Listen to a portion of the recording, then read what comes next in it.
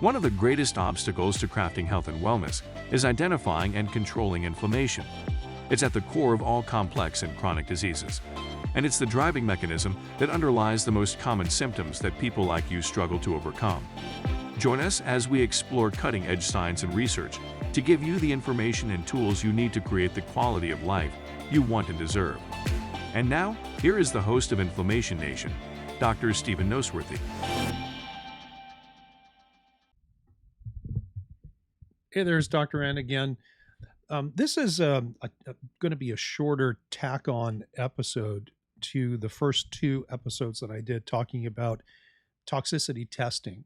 And the main takeaway from that last episode where we were talking about what kind of testing is important is to realize that there's both a quantitative and a qualitative aspect to toxicity. There's the question of how much do you have? And yes, amount matters because there's a dose-dependent relationship between the amount of a toxin and the magnitude of impact it has on your physiology. But there's also this more qualitative question as to whether or not your immune system is involved. And the people who have already lost tolerance in other domains, for example, they have autoimmunity, they have food sensitivities, are also more likely to have lost tolerance to their environment, where they start having immune responses to chemicals and other toxins that can come into your body, bind to your own tissues, and therefore direct the immune system against the tissues to which those things are bound. And if that's unfamiliar to you, go back and listen to the last episode, episode 99, or actually I think it was 100. So this makes episode 101, which I guess is a little bit of a milestone. So what I wanted to do was just add on a couple of comments without making the last episode super long. And we'll see how long this one goes. It might be 5 minutes, it could be 15, but I want to talk just a little bit about strategy and a couple of other things that you can think about in terms of how to think about detoxification, right? And the whole point of this entire podcast is, yeah, to give you some tips and tricks and things that you could do on your own, but to give you information and understanding, because you can't make your own quality decisions on your own. Or you don't understand if what your practitioner that you're working with, if you are, you don't know whether or not their decisions are good quality decisions if you have no frame of reference. And so I'm trying to build a body of knowledge for you, a framework of understanding that you can start making some judgment calls as to, hey, I think this is a good idea, or maybe it's a good idea, but not right now. Maybe I need to think about this down the road. And so, for example, a practical takeaway from some of the things that I've shared with you is that it's not appropriate for some people just to do a detox without doing any preparation. And unfortunately, a lot of practitioners in the natural world tend to do just that. Like, they get a new client, and the very first thing is, oh, we do a detox on everyone. And that's going to work for some people, but it's not going to work for others. And it may actually cause some harm and some damage in the sense of flaring them up. And here's an example, if I haven't shared this with you before, but back before I went out and became a solo practitioner, I spent 10 years in a multidisciplinary clinic where we had chiropractors on staff, we had medical staff, we had acupuncture, we had physical therapy, we had a whole bunch of different things. And part of on our medical side was an IV therapy center. And so we used to do things like chelation therapy and other things. And we would routinely see amazing things, people getting really good responses from chelation. Now, if you don't know what that is, usually we call chelation, it's IV or intravenous chelation, where they get some kind of a solution inserted into their veins, directly into their bloodstream. And it could be anything from things like chelating compounds like glutathione. It could be chemical chelating compounds. It could be antioxidants. It could be vitamins and minerals. It could be hydrogen peroxide. There's a whole bunch of different things that fall under the moniker of chelation therapy. And we saw a lot of really wonderful things happen for people. Well, we had a lot of people that didn't do so well. And in fact, I would go so far as to say is some people got worse doing chelation therapy when every expectation was that they would do better. And we would just slough it off as to, oh, well, you're just having a detox reaction. See you next week. And, I think back and I wonder, because of course I didn't know then what I know now. And I wonder if we didn't do them a disservice.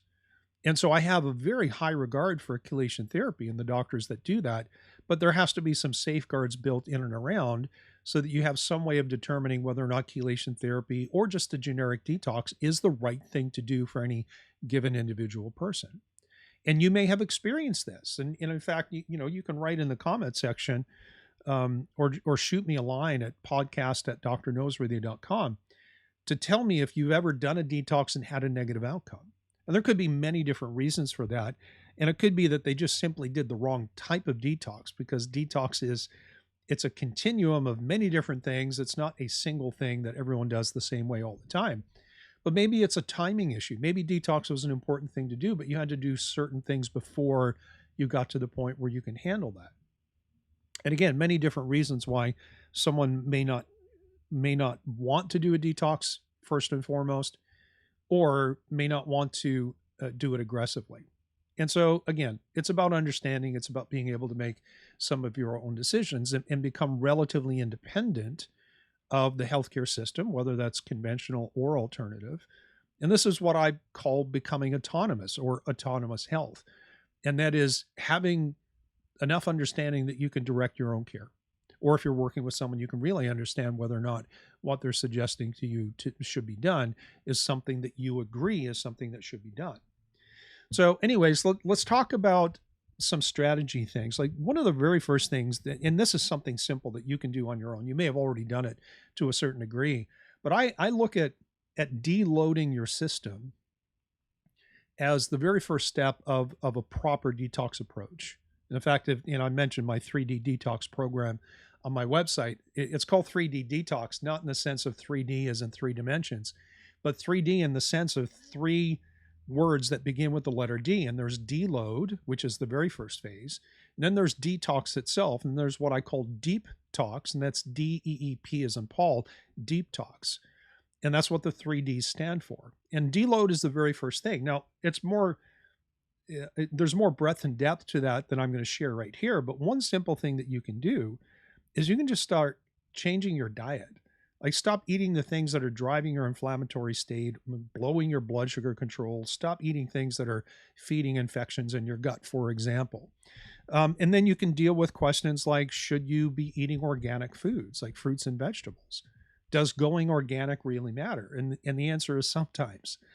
And I say sometimes for 2 reasons. One, you may have a very robust capacity to handle things like pesticide residues, which invariably has made its way into our food supply. But there are certain fruits and vegetables that tend to carry more toxins than others. And so there are some fruits and vegetables that, yeah, you probably should source organically. But there are others that it really doesn't make all that much difference. And so if you want a simple resource, this is not my resource, I'll point you to the Environmental Working Group. It's ewg.org, ewg.org.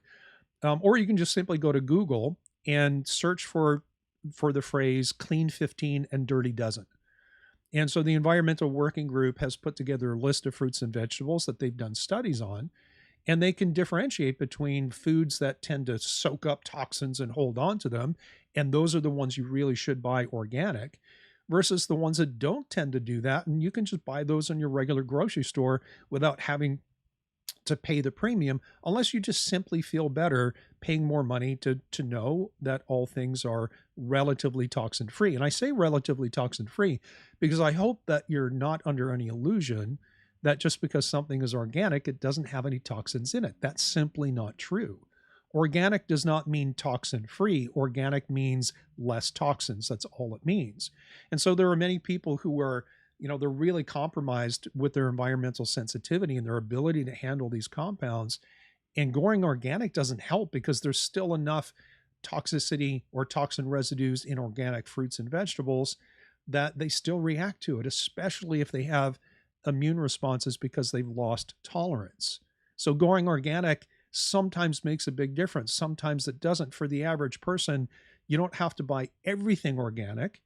Maybe some things you should, and that's where the Environmental Working Group comes in and gives us some good guidance. The other thing that you can do to deload your system is just to get rid of all your harsh household cleaners and switch out your personal care products, like making sure that your soaps, your shampoos, your cosmetics are phthalate and paraben free. These are known endocrine disruptors. And that's just a little taste of the deload aspect of the 3D detox program. The next aspect, and this goes into the detox itself, is and I'm kind of blending detox and deep talks together, which might be a little bit unfair, but it is what it is. I'm trying to fit some stuff into a shorter time frame here. But I want you to think in terms of detoxing in successive layers. It is not the right thing to do in most cases, particularly with the type of people that I coach in my one-on-one coaching practice. It is not okay to go in with guns blazing, so to speak, and do an aggressive detox right out of the gate. Usually there has to be a lot of prep work, and that might mean deloading the diet, deloading chemicals in your environment. Maybe it includes cleaning up the gut, and that could be a whole different discussion for sure. But I want you to think about this. Like, you have toxins that live in different places in your body. You have toxins that are, let's call them low-hanging fruit because they're more easily accessible. And these are toxins that are in, say, open spaces like in your gut, as well as things that are just floating around in circulation. This is why we can do some blood testing or some urine testing, and we can find environmental chemicals or metabolic byproducts of those things because we have them in circulation. And in many cases, it's best to deal with that before you start trying to pull things out of storage, for example. So the low-hanging fruit, the most easily accessible stuff that makes sense to work on first, are toxins in your gut and toxins that are in circulation. And there's different strategies. Yes, you can support the liver, you can support the gallbladder, you can use different types of binders, whether that's activated charcoal or it's humic and fulvic acid or any number of things, right? There's a handful of different types of binders that you can use.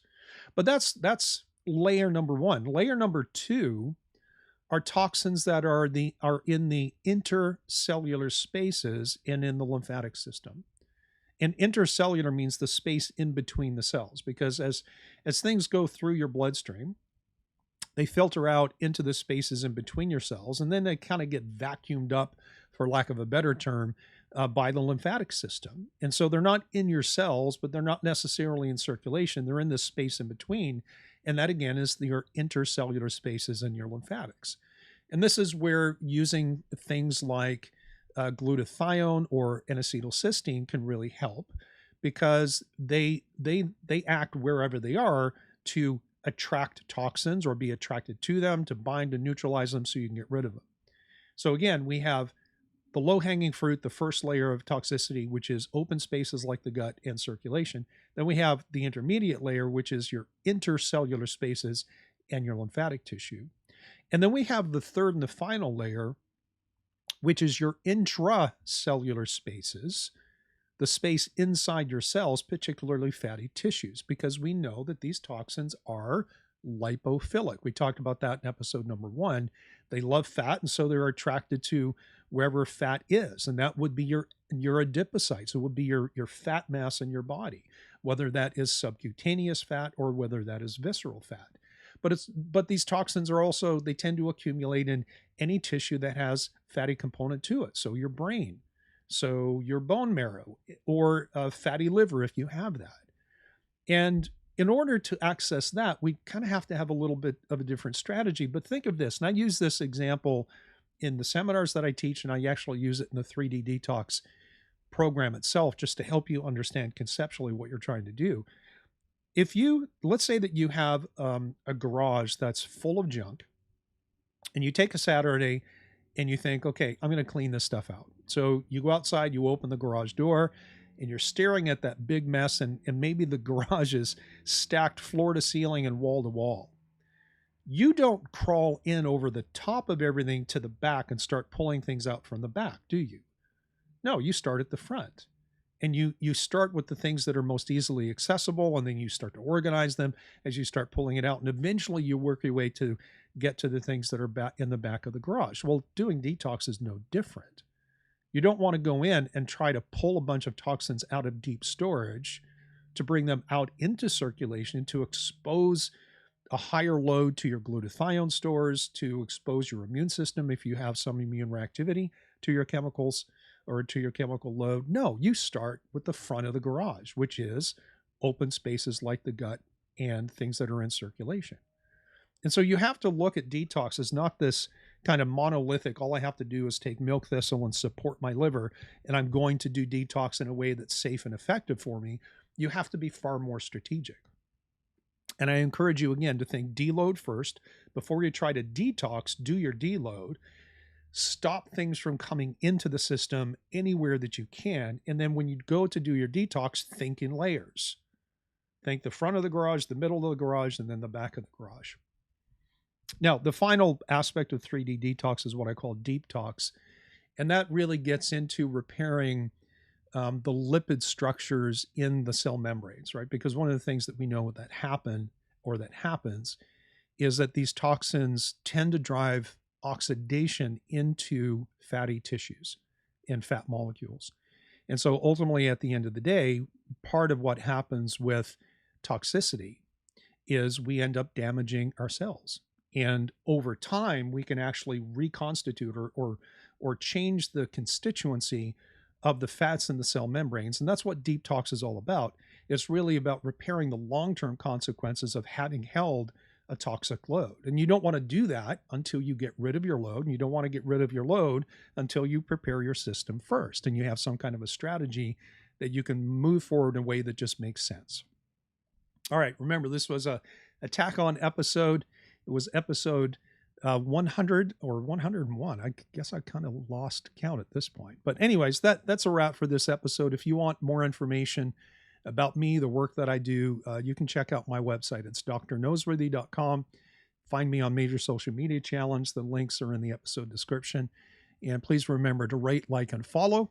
It helps others like you find the information that they need to begin their own healing journey. All right, I'll see you in the next episode.